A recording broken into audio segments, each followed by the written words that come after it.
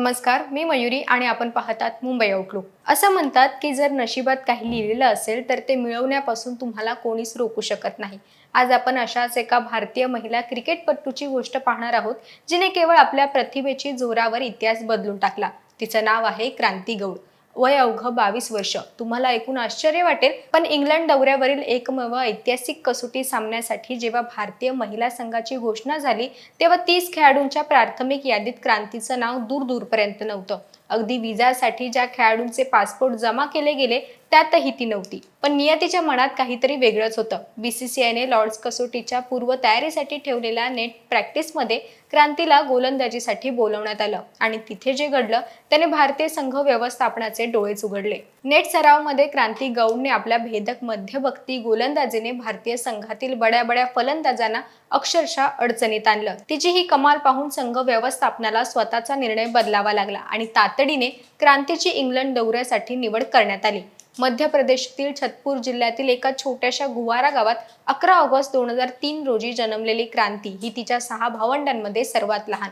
लहानपणापासून मुलांसोबत लेदर बॉलने खेळणाऱ्या क्रांतीच्या वेगाला सोनू वाल्मिक आणि राजीव बिलथरे यांसारख्या स्थानिक प्रशिक्षकांनी ओळखलं होतं. केवळ 17-18 महिन्यांपूर्वी महिला प्रीमियर लीगमध्ये यूपी वॉरियर्स कडून खेळणाऱ्या या पोरीनं कष्टाच्या आणि नशिबाच्या जोरावर थेट भारतीय संघात स्थान मिळवलं.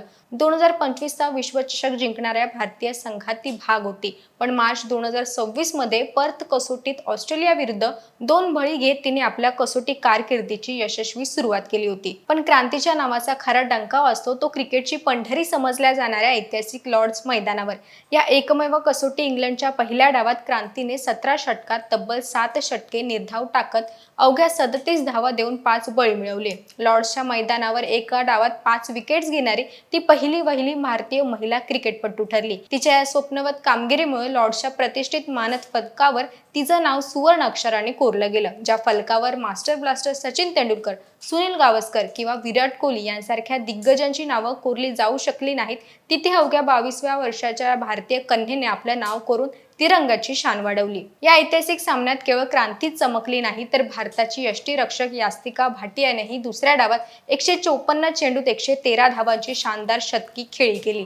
तिच्या या खेळीमुळे भारताने इंग्लंड समोर 457 धावांचे डोंगरासारखे लक्ष ठेवले. भारतीय महिला संघाने हा सामना जिंकून नवा इतिहास रचला आणि क्रांती गौडला प्लेअर ऑफ द मॅच घोषित करण्यात आलं. आतापर्यंत क्रांतीने 2 कसोटीत 9 बळी, 17 वन डे मध्ये 25 बळी आणि 14 T20 सामन्यात 8 बळी घेतले आहेत. क्रांती गौडचा हा प्रवास आपल्याला हे शिकवतो की संधी कधीही सांगून येत नाही, पण जेव्हा ती येते तेव्हा तिचं सोनं कसं करायचं हे ज्याला त्यालाच कळतं आणि तोच इतिहास घडवतो.